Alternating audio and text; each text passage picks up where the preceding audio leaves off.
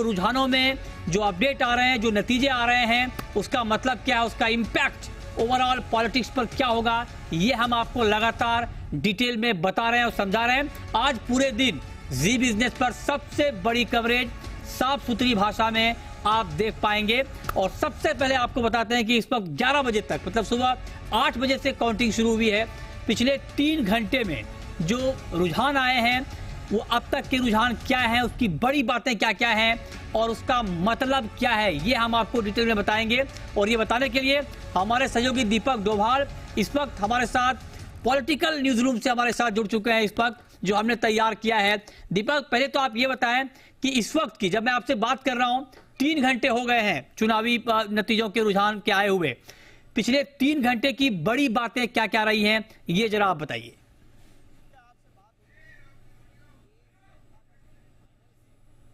कह पाने में हम असमर्थ थे 8 बजे से पहले कि ये मैच जो हो रहा है ये टेस्ट मैच है, ये 50-50 वाला मैच है या ये 20-20 है।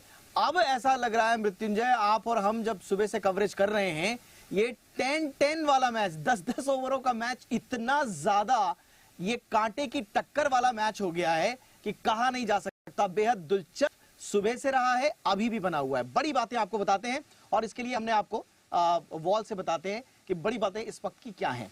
मध्य प्रदेश में बीजेपी भारी बढ़त की ओर है।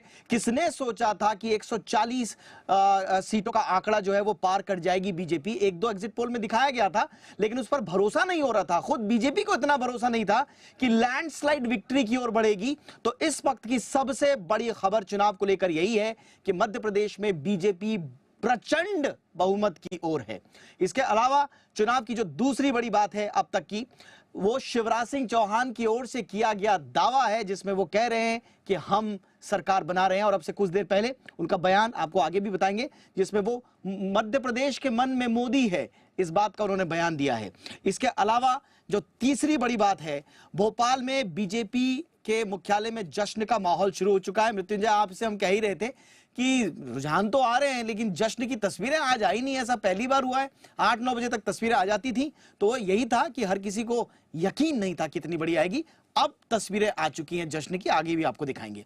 चौथी बड़ी बात आज के चुनाव की, कांग्रेस के कमलनाथ छिंदवाड़ा सीट से आगे हो गए हैं। वो पीछे चल रहे थे और सब जगह यही बात हो रही थी कि कमलनाथ वो भी छिंदवाड़ा सीट से पीछे। यकीन करना बड़ा मुश्किल था सियासत को जानने वाले जो लोग हैं, लेकिन अब खबर यह आई है कि वो आगे हो चुके हैं।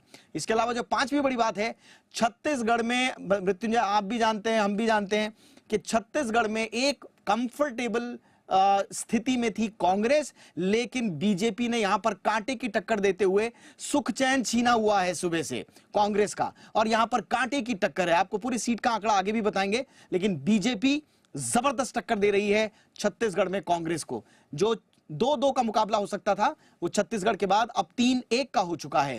राजस्थान रुझानों में बीजेपी को बहुमत है, 120 का आंकड़ा पार हो चुका है। शानदार स्थिति में बीजेपी नजर आ रही है। यह है चुनाव की बड़ी बातें जो अब इस सुबह से लेकर अब तक उभरकर सामने आई हैं।